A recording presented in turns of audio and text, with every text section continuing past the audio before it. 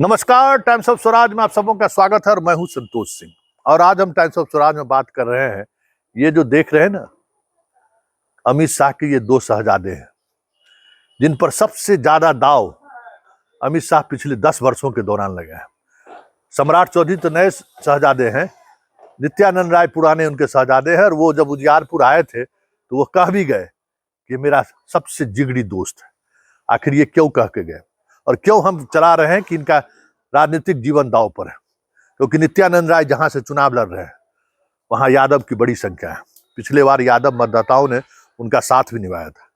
वहीं दूसरी ओर कुशवाहा की भी संख्या जबरदस्त है और दोनों अपनी अपनी जाति को रिप्रेजेंट करते हैं और उस आधार पर एक उप मुख्यमंत्री भी बने हुए हैं और दूसरे केंद्र में मंत्री हैं।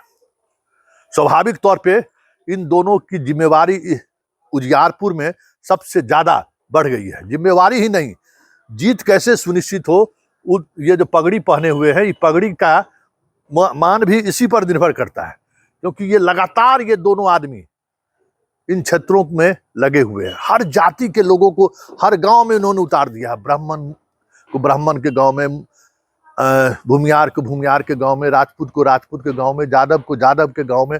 जितने नेता कुशवाहा के मतलब सबसे ज्यादा उजियारपुर में प्रचार अभियान में लोग शामिल हुए हैं और कह रहे हैं कि 24 घंटे के अंदर जो पिछले बार खेला हुआ था उस खेला करने की कोशिश में नित्यानंद राय और सम्राट चौधरी दोनों जी जान से लगे हुए हैं। इसलिए कह रहे हैं कि दोनों शहजादे का राजनीतिक भविष्य उजियारपुर पर निर्भर करता है। क्योंकि बाकी जगहों पर जो ट्रेंड देखने को मिला है वो ट्रेंड यही दिखा रहा है कि कुशवाहा पूरी तौर पे महागठबंधन के साथ है। बहुत कोशिश के बावजूद भी खगड़िया में, जहां से एक बार सम्राट चौधरी विधायक भी रह चुके हैं, वहां भी कुशवाहा को वो तोड़ने में कामयाब नहीं रही। और ये अंतिम कंस्टिट्यूएंसी है उजियारपुर। अगर इस उजियारपुर कंस्टिट्यूएंसी में कुशवाहा को तोड़ने में नाकामयाब अगर हुए तो समझिए कि 4 जून के बाद परिणाम जो भी हो, बिहार में अगर उसका रिजल्ट पर प्रभाव पड़ा, इन नेताओं का क्या हश्र होगा, राजनीतिक हश्र, कहना मुश्किल है।